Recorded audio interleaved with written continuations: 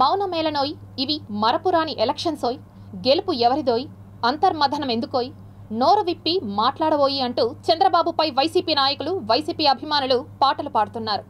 YCP అధినేత జగన్మోహన్ రెడ్డి మాత్రం తన గెలుపు తథ్యమని బాహాటంగానే చెప్పారు.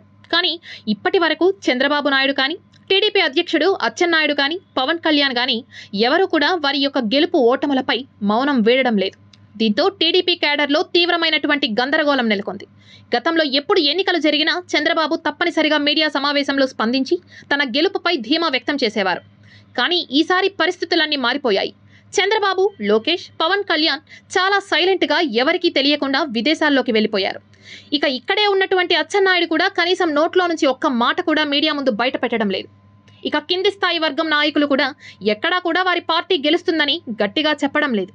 కానీ చంద్రబాబు మాత్రం పులి సైలెంట్గా ఉండి పంజా ఎలా విసురుతుందో ఆ విధంగానే తన గెలుపును చూపించాలని అనుకుంటున్నారని తెలుస్తోంది. అందుకే ఆయన అంత సైలెంట్ అయిపోయారని, ఇప్పటికే ఆయన ఎన్నో సర్వేలు కూడా చేయించుకున్నారని, అసలు నిజం ఏంటనేది చంద్రబాబు మదిలోనే దాగి ఉందని సమాచారం. ఇదే తరుణంలో వైసీపీ క్యాడర్లో మాత్రం కాస్త ఆనంద ఉత్సాహాలు నెలకొన్నాయని చెప్పవచ్చు. ఎందుకంటే YCP boss Jaganmohan Reddy 151 assembly, 22 parliament స్థానాల్లో గెలుస్తామని బాహాటంగానే చెప్పారు. ఇదే తరుణంలో ఓవైపు సర్వే సంస్థల వాళ్లు కూడా తలలు పట్టుకుంటున్నారు.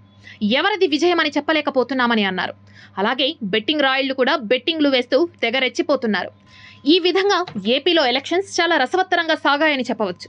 మరి ఈ ఉత్కంఠకు తెరపడాలి అంటే జూన్ 4 వరకు తప్పనిసరిగా వెయిట్ చేయాల్సింది.